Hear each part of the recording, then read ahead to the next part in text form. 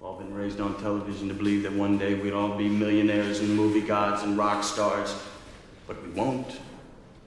We're slowly learning that fact. And we're very, very pissed off.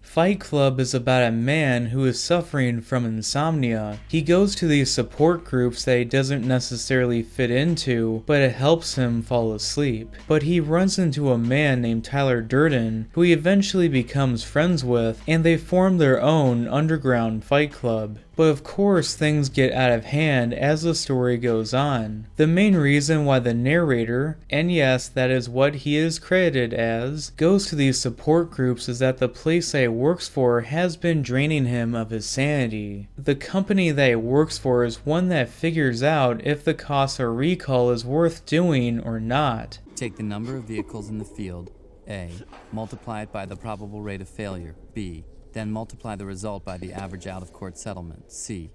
A times B times C equals X. If X is less than the cost of a recall, we don't do one.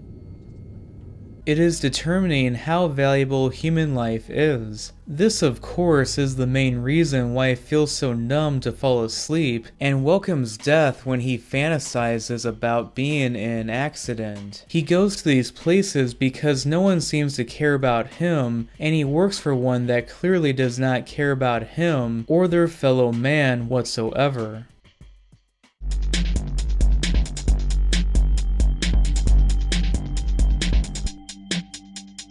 At the time that this movie was made, there were other movies that touched upon the main character having a well-paying job with good hours, but it was seen as being a negative thing. But this sort of aspect about these movies did not age well 10 years later with the Great Recession. But unlike American Beauty that comes off as pretentious, or The Matrix that barely touched upon it, Fight Club does it the best and has aged the best because it took it to the extreme. The appeal of Tyler Durden to the people in this movie is that he is very vocal about what he sees as the doldrums of American history.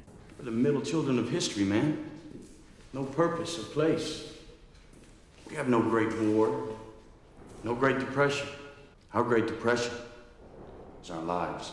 The 1990s were a fun time period to be living in as a kid, and to many adults, stability was a good thing. But this movie points out the group of people at that time that craved for conflict and bad times so they could have a challenge. It has been said that bad times create strong men, and that strong men create good times. But good times create weak men, and weak men create bad times. The men in this movie felt like the good times were making them weak, and that they need to create bad times to set things right. But acts of terrorism would not be the answer, something that would become a fact just a few years later after this movie was made.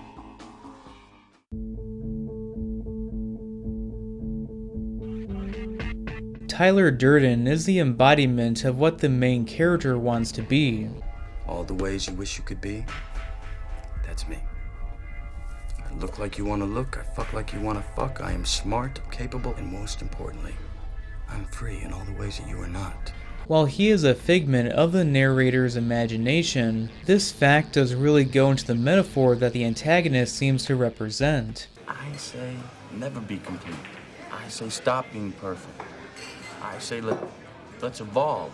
Let the chips fall where they may. Nihilism is something that has become more common nowadays with the constant removal of God from society, and with the increasingly digital world with less human interaction, the value of human life or any sort of morals that hold a society together seems to be withering away. He craves for a more simple time where man was like during their caveman days of just hunting and living each day in conflict. In the world I see, you're stalking out through the damn canyon forest around the ruins of Rockefeller Center.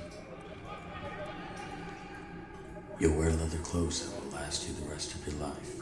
This of course does go into his primal urge to rebel against the current system with Project Mayhem. It does make sense that Project Mayhem targets credit card companies because credit being a non-solid currency shows the materialism of that society, with a currency that one cannot hold fuels the nihilism that Tyler Durden has. Why these buildings? Why credit card companies? If you erase the debt record, then we all go back to zero. You'll create total chaos.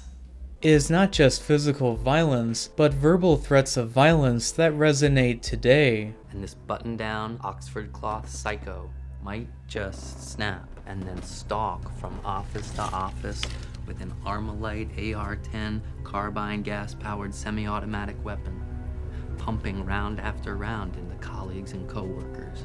Keep in mind that this movie was made not that long after the Columbine shooting, and this moment is followed up by what is played off for laughs does show that this movie is not just a dark comedy in tone. Compliance and liability. My tit's gonna rot off. Will you excuse me? I need to take this. But that words without actions means nothing, hence a reflection of the narrator's alter ego's nihilism. Still not getting it. Okay, I got it. I got it. Shit, I lost it.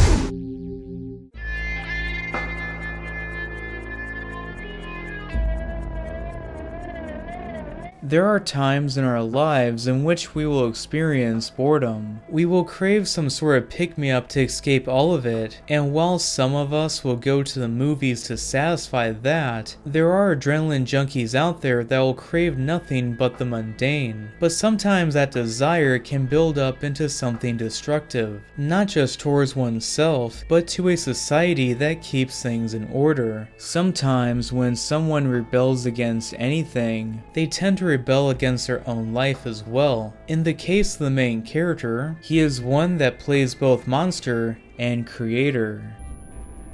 What's that smell?